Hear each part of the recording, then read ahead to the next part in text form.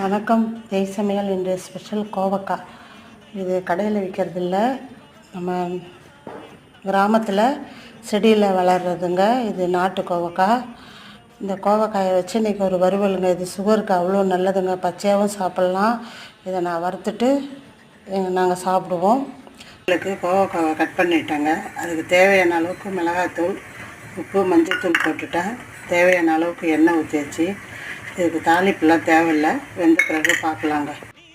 இது நாட்டு கோவக்காய்ங்க. கடையில் விற்குமே பெங்களூர் கோவக்காய் இல்லை, நாட்டு கோவக்காய். அதில் கசப்பு அதிகமாக இருக்கும்.